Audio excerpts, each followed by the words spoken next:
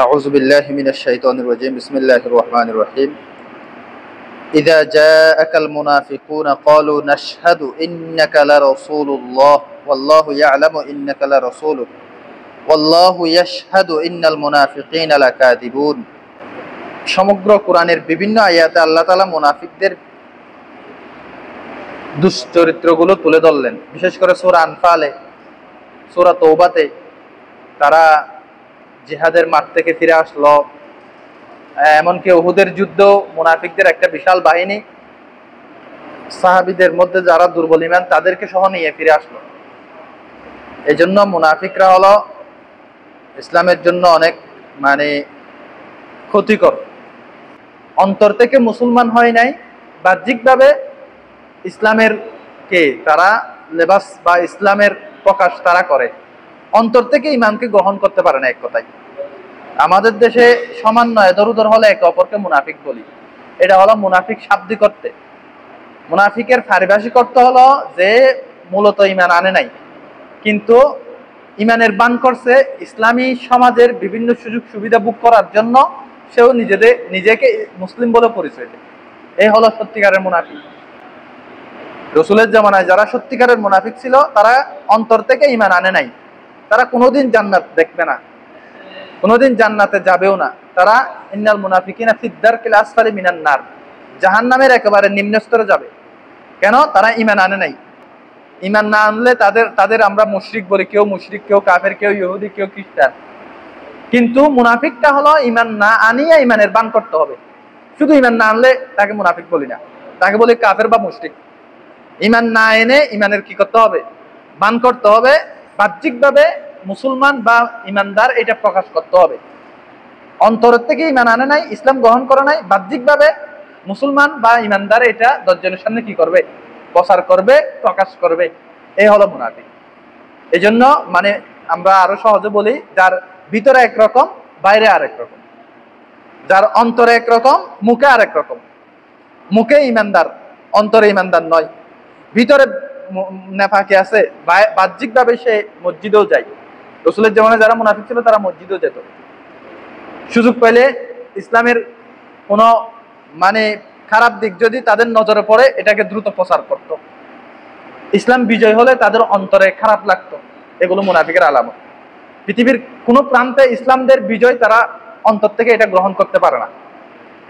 আবার মুনাফিকের বিভিন্ন স্তর আছে, কতগুলো আছে একেবারে কঠোর মুনাফিক, আর কত আছে মুনাফিকের মধ্যে এত কঠোর নয় বা হালকা নেফাকি আছে অন্তরে। তবে যার অন্তরে ইমান নেই সে হলো পরিপূর্ণ মুনাফিক। আবার হাদিস শরীফে মুনাফিকের কিছু আলামত বলা হয়েছে, সেই আলামত গুলো দেখলেই আমরা তাকে মুনাফিক বলবো না। তাকে মুনাফিকের আলামত পাওয়া যায় এটা বলতে পারি। আমরা আমাদের দেশে কেউ মিথ্যা কথা বললেই তাকে মুনাফিক বলে ফেলি। মুনাফিকের তিনটা আলামত বলা হয়েছে। ইজা হাদ্দাসা কাযিবা, কথা বললে মিথ্যা বলবে। ওয়াইজা ওয়াদা আখলাফা, ওয়াদা করলে সে খেলাফ করবে, ভঙ্গ করবে। ওয়াইজা উতুমিনা খানা, আমানত রাখলে খেয়ানত করবে। এই তিনটা হলো সাধারণ আলামত, এগুলো মুসলমানের মধ্যে পাওয়া যেতে পারে। কারো কাছে আমানতের খেয়ানত হয়ে গেছে সে সাচ্চা মুনাফিক হয়ে গেছে তা নয়। কেউ মিথ্যা বলেছে সে ওই খাঁটি মুনাফিক হয়ে গেছে তা নয়। কেউ ওয়াদা খেলাফি করছে সে খাঁটি মুনাফিক হয়ে গেছে তা নয়। মুনাফিক হওয়ার জন্য এই তিনটে এগুলো আলামত থাকতেও পারে, নাও থাকতে পারে। প্রথম শর্ত হলো যে অন্তর থেকে ইমান আনে নাই, ইমানের বান করছে। এটা হলো মুনাফিকের আসল পরিচয়। কোরআনে হাদিসে যেগুলো মুনাফিক বলছে তাদেরকে যারা ইমান আনে নাই, ইমানের বান করছে, মুসলমান হয় নাই, ইসলামের বান করছে, এরা হলো আসল মুনাফিক। বাকি মিথ্যা কথা কোনো মুসলমানও বলতে পারে, তাকে আমরা মুনাফিক বলবো না। ওয়াদা খেলাফি কোনো মুসলমানও করতে পারে, তার মধ্যে মুনাফিকের আলামত পাওয়া গেছে এতটুকু বলতে পারি। অথবা মুনাফিক বললো তাকে শাব্দিক করতে মুনাফিক বলতে পারি, ফিল হাকিকত বাস্তবে মুনাফিক নয়। এমনি এটা না বলাই উচিত, কাউকে মুনাফিক না বলাই উচিত। আমরা একে অপরকে একটু ওয়াদা খেলাফি করলে অথবা মিথ্যা কথা বললে এই মুনাফিক এভাবে বলি, মুনাফিক বলা উচিত নয়। সে হয়তো মিথ্যা কথা বলছে, আল্লাহর কাছে তওবা করবে, কবিরা গুনাহ করছে। তবে মুনাফিকের আলামত থেকেও আমাদেরকে দূরে থাকা দরকার। মুনাফিকের বড় আলামত গুলো হলো কোরআনে বলছে যে এই বড় আলামত অনেক আয়াতে বলছে, একটা এই আয়াতও কিছু আসবে। কিছু আলামত হলো ইসলামের বিজয় দেখলে তাদের অন্তরে কলজা জ্বলে, হিংসায় জ্বলে। এই যুগেও মুসলমানদের কোন প্রান্তে যদি বিজয় দেখে সত্যিকারের মুনাফিক তাদের অন্তরে জ্বলবে। এই যুগেও যদি আফগানে মুসলমানরা বিজয় লাভ করছে, তারা আস্তে আস্তে ইসলামী হুকুমতের দিকে অগ্রসর হচ্ছে, এই জিনিসগুলো যাদের অন্তরে পীড়া দেয় তারা হলো এই যুগের সচ্চা মুনাফিক। বুঝছেন? যাদের অন্তরে এই বিষয়গুলো অন্তরে মানে ভালো মেনে নিতে পারতেছে না, বা আফগানের মানে ইসলামী হুকুমত পরাজিত হয়ে যাক এটা চায় ভিতরে ভিতরে অন্তরে, কিন্তু প্রকাশ করে না। বা আফগানে আবার মুসলমানরা কুণ্ঠাসা হয়ে যাক এটাও কামনা করে, অন্তর থেকে কাউকে প্রকাশ করে না। প্রকাশ করলে যেহেতু মুনাফিক এটা বোঝা যাবে, কিন্তু অন্তর থেকে এটা চাই যে আফগানের মুসলমানরা আবার কি হয়ে যাক, ক্ষমতা হারিয়ে যাক, ওখানে আবার আমেরিকার কবজা চলে আসুক, অথবা তারা কুণ্ঠাসা হয়ে যাক। যে কোনো প্রান্তে, বাংলাদেশেও হতে পারে, ইসলামের উত্থান হোক এটা চায় না। নাস্তিকরা, মুনাফিকরা ইসলামের উত্থান হোক এটা চায় না। সে হয়তো মুসলমানের নাম লাগাইছে, বড় এমপি মন্ত্রী হয়েছে, মুসলমানদের ইসলামের যে ক্ষমতায় যাক এটা চায় না। ইসলামের ভালো দিকগুলো যে অন্তর থেকে মেনে নিতে পারে না, এ হলো মুনাফিক। এমনি ব্যক্তিগত শত্রুতা আমি থাকা ভিন্ন কথা, কিন্তু অন্তর থেকে যদি ইসলাম বিজয় হোক এটা না চাই, বা ইসলামের উত্থান হোক এটা না চাই, এটা হলো এই জমানার মুনাফিক। সেই জমানার মুনাফিকরা ইসলামের বিজয় সহ্য করতে পারতো না, এই জমানার মুনাফিকরাও ইসলামের বিজয় সহ্য করতে পারবে না। এগুলো হলো আসল আলামত যেগুলো কোরআনে বলছে। বাকি মিথ্যা কথা বলবে, ওয়াদা হেলাফি করবে, এটা মুসলমানের মধ্যে পাওয়া যেতে পারে, মুনাফিকের মধ্যে পাওয়া যেতে পারে, মুনাফিকের মধ্যে বেশি পাওয়া যায়। আরো কিছু আলামত বলছে, মুনাফিকরা নামাজ পড়তে গেলে অলসতা এবং নিজে মানে অন্তর থেকে যেহেতু নামাজ পড়তেছে না, মুসলমানদেরকে দেখাতে হচ্ছে। বাড়িতে বসে থাকলে বাড়িতে সবাই বলবে আরে নামাজ পড়ো না কেন। সাহাবীদের যুগে, রসুলের যুগে কোনো মুসলমান নামাজ ছাড়া থাকতো না। তো যারা মুনাফিক তারা আগের কাতারে চলে যেত, বুঝছেন কিনা? অনেক সময় পিছের কাতারে হতে আগের কাতারে চলে যেত, অনেক সময় আস্তে আস্তে আসতেছে। তো তারা দেখাইতেছে আমরাও কি মুসলমান, আসলে কিন্তু ইমানদার নয়। তাদের কাছে নামাজটা ভারী লাগতো, কিভাবে নামাজটা শেষ করে চলে যাই। কোরআন শরীফে আয়াত আসছে, তারা মানে অলসতা বসত যাইতেও নামাজটা তাদের কাছে ভারী লাগতো, ইবাদত করতে তাদের কাছে ভারী লাগতো। এগুলো হলো মুনাফিকের আসল আলামত, কারণ সে অন্তর থেকে ঈমান আনে নাই। ইজা জাআকাল মুনাফিকুনা ক্বালু নাশহাদু ইন্নাকা লা রাসূলুল্লাহ, এই আয়াতে কিছু আলামত বলতেছে।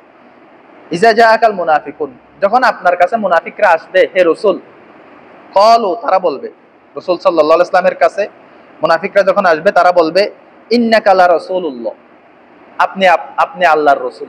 তারা এটা মুখে বলবে, মানে রাসূলকে খুশি করতেছে, বুঝছেন কিনা? আল্লাহ তাআলার সাথে সাথে আয়াত নাযিল করতেছে, ওয়াল্লাহু ইয়ালামু ইন্নাকা লা রাসূলু, আল্লাহ ভালো জানে আপনি আল্লাহর রাসূল। এটা তাদের স্বীকৃতি লাগবে না, আপনি যে আল্লাহর রাসূল এটা আল্লাহর স্বীকৃতি কি যথেষ্ট। ইন্নাল ওয়াল্লাহু ইয়াশহাদু ইন্নাল মুনাফিকিনা লাকাযিবুন, আল্লাহ সাক্ষী দিচ্ছে মুনাফিকরা মিথ্যাবাদী। দেখেন আল্লাহ কোরআনের কিভাবে আয়াত নাযিল করছে, আল্লাহ সাক্ষী দিচ্ছে, তারা সাক্ষী দিচ্ছে আপনি আল্লাহর রাসূল, আল্লাহ সাক্ষী দিচ্ছে তারা মিথ্যুক। মুনাফিকরা সাক্ষী দিচ্ছে আর আপনি আল্লাহর রাসূল, আল্লাহ কি সাক্ষী দিচ্ছে? মুনাফিকরা মিথ্যুক। তারা যে বলতেছে যে আপনি আল্লাহর রাসূল, এই কথাটা তারা অন্তর থেকে বলতেছে না, তারা এটা শুধু আপনার সাথে শু করতেছে মুসলমান হিসাবে। তারা এই আপনার দরবার থেকে উঠে গিয়ে ওখানে আবু জাহেল, আবার কাফেরের যারা বড় বড় সর্দার আছে তাদের সাথে হাত মিলাইয়া বলে যে আমরা তো আসলে আপনাদের এই দলের, এমনি তাদের সাথে একটু সাবভাব রাখিয়েরই সমাজে চলতে হয়। তাই মূলত আমরা তো আসল তো আমরা তোমাদের সাথেই আছি। কাফেরদের সাথে এরকম বলে, ইহুদিদের সাথে এরকম বলে। যুদ্ধের সময় তারা ভূমিকা রাখে কাফেরের পক্ষে, যুদ্ধের সময় তারা ভিতরে ভিতরে ইহুদিদেরকে কি করে, সহযোগিতা করে। এই জন্য আল্লাহ তাআলা তাদের অনেক আয়াত, সূরা তাওবা, সূরা আনফালে তাদের চরিত্র এমন ভাবে আল্লাহ তাআলা উন্মোচন করে দিছে, মুনাফিকরা তো পাগল হয়ে গেছে, কিরে এইভাবে আমাদের মনের কথাগুলো আল্লাহ তাআলা একটা একটা বলে দিচ্ছে। কিন্তু তারপরেও তারা মুনাফিকি ছাড়ে নাই, যারা আল্লাহ ইমান হেদায়েত দেয় নাই তারা মৃত্যু পর্যন্ত মুনাফিকের মধ্যেই ছিল। এই মুনাফিকের সর্দার ছিল আব্দুল্লাহ ইবনে উবাই ইবনে সুলুল, এই নামটা মনে রাখবেন, আব্দুল্লাহ ইবনে উবাই ইবনে সুলুল। এই মদিনার মুনাফিকের সর্দার ছিল। এই মরার সময় বলছে ওর ছেলে কিন্তু সাহাবী ছিল, সত্যিকার ইমানদার ছিল, ওর বাপ মুনাফিক ছিল। তো রসুলকে বলছে তোমার রসুলকে বলিও যেন রসুল আমাকে জানাজা পড়াই এবং আমার আমার আমার কাফনের কাপড় রসুলের জুব্বা দিয়ে দেয়। মুনাফিকের কত বড় সিটিং বাজি, অন্তরে ইমান নেই, কিন্তু আবার এটাও ভয় করতেছে মনে হয় রসুলের জুব্বা টুব্বা লয়ে গেলে কবর রাজাব তাজাব কি হবে, মাফ হবে। আর রসুলের জানাজা পড়াইলে কবর রাজাব তাজাব কি হবে, মাফ হবে। তো এটা নিয়ে এই আয়াত নাযিল হয়েছে, আল্লাহ তাআলা আয়াত নাযিল করছে সূরা মুনাফিকুনে। এর রাসূল সাল্লাল্লাহু আলাইহি ওয়াসাল্লাম যখন জানাজা পড়াচ্ছে, আব্দুল্লাহ ইবনে উবাই ইবনে সুলুলের মদিনাতে মারা গেছে, সে রাসূল সাল্লাল্লাহু আলাইহি ওয়াসাল্লামের আম্মা জান আয়েশা সিদ্দিকার ব্যাপারে অপবাদ দিছে। বনু মুস্তালিক যুদ্ধের মধ্যে আম্মা জান আয়েশা সিদ্দিকাকে নাউজুবিল্লাহ জানার সাথে অপবাদ দিছে। কত বড় মুনাফিক! এটা তাড়াতাড়ি মদিনার মধ্যে ছড়াই দিছে। ঘটনা একটা হয়েছে, আমরা সবাই যুদ্ধ থেকে চলে আসছি, আম্মা জান আয়েশা সিদ্দিকা শেষে আসছে, অমুক সাহাবীর সাথে আসছে, নিশ্চয় এখানে কিছু হয়েছে তাদের মধ্যে। আস্তাগফিরুল্লাহ। আল্লাহ তাআলা আয়াত নাযিল করে আম্মা জান আয়েশা সিদ্দিকার কি করলো? পবিত্রতা বর্ণনা করলো। রাসূলুল্লাহ আম্মা জান আয়েশা সিদ্দিকার সাথে সম্পর্ক অনেক টানাপোড়েন। আয়েশা সিদ্দিকা বাড়ি চলে গেছে, কেউ আয়েশা সিদ্দিকার সাথে ভালোভাবে কথা বলতেছে, আয়েশা সিদ্দিকা জানেও না তার ব্যাপার আছে। পুরা মদিনার গলিতে গলিতে মুনাফিকরা অপবাদ রটাই দিছে। আয়েশা সিদ্দিকা বাড়িতে চলে গেছে। আবু বকর সিদ্দিক আয়েশা সিদ্দিকাকে বুঝাচ্ছে, এরকম কিছু হয়ে থাকলে তুমি রাসূলের কাছে গিয়ে তওবা করো, তওবার দরজা খোলা আছে। এরপর আম্মা জান আয়েশা বুঝতে পারলো যে এখানে কি হয়ে গেল। মুনাফিকরা গলিয়ে গলিয়ে ছড়াই দিচ্ছে যে আয়েশা সিদ্দিকা অমুক সাহাবীর সাথে যুদ্ধ শেষে আসছে, রাত হয়ে গেছে, তারা নিশ্চয় কিছু করছে। তো এই আল্লাহ তাআলা আয়াত নাযিল করার পর আয়েশা সিদ্দিকা, এরপরে রাসূল এসে আয়েশা সিদ্দিকাকে নিয়ে গেল বাড়ি থেকে। আয়েশা সিদ্দিকা অভিমানী ছিল। আল্লাহ আয়াত নাযিল করার পরে আবু বকর বলতেছে, তুমি রাসূল আসছে, রাসূলের কাছে শুকরিয়া করো, রাসূলের দরবারে যাও। ওই আয়েশা সিদ্দিকা বলতে, আমি আল্লাহর শুকরিয়া করব যে আল্লাহ আমার ব্যাপারে কোরআন আয়াত নাযিল করছে। আয়েশা সিদ্দিকা অভিমানী ছিল, মানে আমি শুকরিয়া করব যে আল্লাহর শুকরিয়া করব। আমি তো মানে কল্পনাও করি না যে ব্যাপারে কোরআনের আয়াত নাযিল হয়ে যাবে। ওয়াকে এগুলো মুনাফিকদের কাজ। কোন ছিদ্র পাইলে বড় করার চেষ্টা করা। ইসলামে তো কোনো ছিদ্র নাই, এরকম ছোটখাটো ঘটনা রটানো। তো এই জায়গায় এই আব্দুল্লাহ ইবনে উবাই ইবনে সুলুল কি করছে, মানে বলছে যে আমার জানাজাটা রাসূলকে পড়াইতে বলিও। এই আল্লাহ তাআলা আয়াত নাযিল করলো এই সূরা মুনাফিকুনের মধ্যে। এখানে আরো অনেক লম্বা কথা আছে, আরেকদিন বলবো। সাওয়াউন আলাইহিম আস্তাগফারতা লাহুম আম লাম তাস্তাগফির লাহুম লা ইয়াগফিরাল্লাহু লাহুম। আপনি তাদের জন্য ক্ষমা চান বা না চান, উভয়টা বরাবর, আল্লাহ ক্ষমা করবে না। ওই জানাজা পড়াইছে এই জন্য। উমর রাদিয়াল্লাহু আনহু মানা করছিল, উমর রাদিয়াল্লাহু আনহু রাসূলকে মানা করছিল, আপনি জানাজা পড়াইয়েন না। এই মুনাফিক আজীবন মুসলমানের বিরুদ্ধে সে অবদান রাখছে। ওই ওর ছেলে যেহেতু সাহাবী, ও যেহেতু অনুরোধ করছে, না আমি অনুরোধ রক্ষার্থে এবং আমি তো দয়াল নবী, আমার দয়া চাই যে সেও উম্মত হয়ে যাক বা তাকেও আল্লাহ ক্ষমা করে দিক, যদিও সে অপরাধী। আল্লাহ তাআলা বলছে না, আমি ক্ষমা করব না। আপনি অন্য আয়াতে বলছে, আপনি 70 বার যদি ক্ষমা চানও, 70 এটা বলছে যে মানে মানে একটা জ্ঞা বোঝার জন্য, অতিরিক্ত বোঝানোর জন্য, অতিরিক্ত ক্ষমা চাইলো, যতবার 1000 বার ক্ষমা চাইলো আমি তাকে কি করবো না, ক্ষমা করবো। এরপর আল্লাহ তাআলা বলছে লা ইয়াগফিরাল্লাহু লাকুম, আল্লাহ কখনো ক্ষমা করবে না। ইন্নাল্লাহা লা ইয়াহদিল কওমাল ফাসিকিন, আল্লাহ ফাসিক কওমকে ক্ষমা করে না। সে তো মুনাফিক, দ্বীনের বিরুদ্ধে চলছে। কিন্তু আবার মুনাফিকদেরকে প্রকাশ্যে হত্যাও করা যাবে না। ওমর রাদিয়াল্লাহু আনহু বলছিল, আমি তাকে প্রকাশ্যে হত্যা করি। আল্লাহ বলছে, রাসূল বলছেন না, এটা এটা এটা যদি করো জীবনভর ইতিহাস থাকবে কিয়ামত পর্যন্ত রাসূল তার সাথীদেরকে কি করছে, হত্যা করছে। কারণ সে তো মুনাফিক। এটা তো বাহ্যিকভাবে সে ঈমানদার, অন্তরে না, আল্লাহ অন্তরের খবর জানে, অন্তরে না মুনাফিক, কিন্তু বাহ্যিকভাবে ঈমানদার। এই জন্য রাসূলকে অনেক সাহাবীরা বলল যে আমি মুনাফিকের খল্লা উড়াই দিব। রাসূল নিষেধ করছে, তাদের সাথে তোমরা মানে সুন্দর আচরণের মাধ্যমে মুজাদালা করো, বুঝাও, না বুঝলে নেই, হেদায়েত নেই তার কপালে। কিন্তু ঝগড়া করা যাবে না। জিহাদ হবে যে কাফেরের সাথে, জিহাদ মুনাফিকের সাথেও নাই, জিহাদ মুসলমানের সাথেও নেই। মুনাফিকেরও লেভেল লাগাইছে কিসের, মুসলমানের। এই জন্য মুসলমানের সাথে জিহাদ নেই, জিহাদ হবে একমাত্র কাফেরের সাথে, তাও আমিরের তত্ত্বাবধানে। এই জন্য রাসূল মুনাফিককে হত্যা করতে নিষেধ করছে। তবে তারা মুনাফিকি কাজ করে যাবে, তাদেরকে আমাদের প্রতিরোধ করতে হবে, কুণ্ঠাসা করতে হবে, তাদের কথার জবাব দিতে হবে।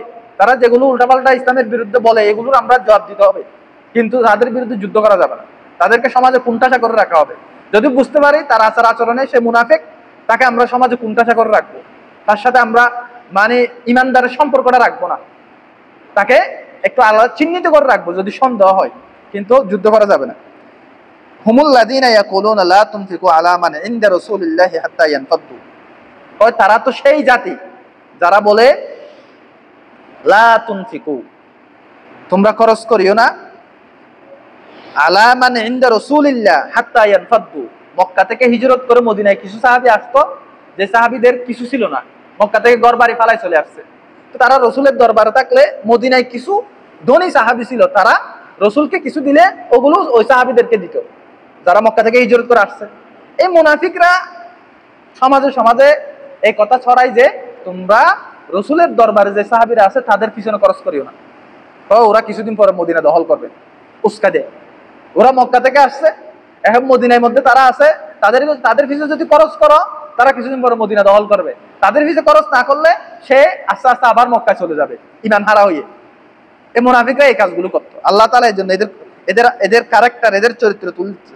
আল্লাহ বলতেছে ওয়ালিল্লাহি খাযাইনুস সামাওয়াতি ওয়াল আরদ, আসমান জমিনের খজিনা ভান্ডার, রিজিকের ভান্ডার তো আল্লাহর। তুই মুনাফিক কেন বলবি যে আল্লাহ রাস্তায় খরচ করিও না? আল্লাহই তো দিচ্ছে সবাই রে, আল্লাহর রিজিক থেকেই তো খরচ করতেছে।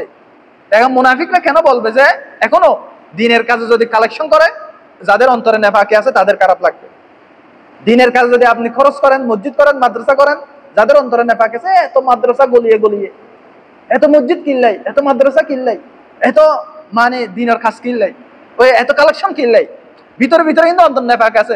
ইসলাম বিজয় হোক এটা চাই না, এই জন্য তার অন্তরে এগুলো খারাপ লাগবে। ওয়ালিল্লাহি খাযাইনুস সামাওয়াতি ওয়াল আরদ ওয়ালাকিন্নাল মুনাফিকিনা লা ইয়াফকাহুন। ও আল্লাহ বলতেছে, আল্লাহ জবাব দিচ্ছে, তার দাঁত ভাঙ্গা জবাব। আসমান জমিনের ভান্ডার হলো আল্লাহর, মুনাফিকের নয়। সুতরাং ওয়ালাকিন্নাল মুনাফিকিনা লা ইয়াফকাহুন, মুনাফিক তা কখনো বুঝতে পারবে না। এরপরে আরেকটা আয়াত, এটা বলে শেষ করতেছি। ইয়াকুলুনা, তারা বলে, লা ইন রাজা'না ইলাল মাদিনাতি লা ইখরিজান্নাল আ'আজ্জু মিনহাল আদাল। তারা বনু মুস্তালিকের যুদ্ধে গেছিল, ওই যুদ্ধে থেকে তারা আসার সময় বলতেছে, ওখানে আব্দুল্লাহ ইবনে উবাই ইবনে সুলুল ছিল, হয় আমরা যদি মদিনায় যাই, মদিনা থেকে এদের প্রত্যেকের বাইর করে দিব। শব্দ ব্যবহার করছে কি, আমরা যারা মদিনার প্রভাবশালী ইজ্জতওয়ালা আছি, আমরা ওইসব বেইজ্জতওয়ালা, যারা তুচ্ছ, যারা আমাদের বলে বাদেন না, মানে বাইরের থেকে আসে মদিনায় থাকতেছে, এরা হলো সাহাবী, বুঝছেন?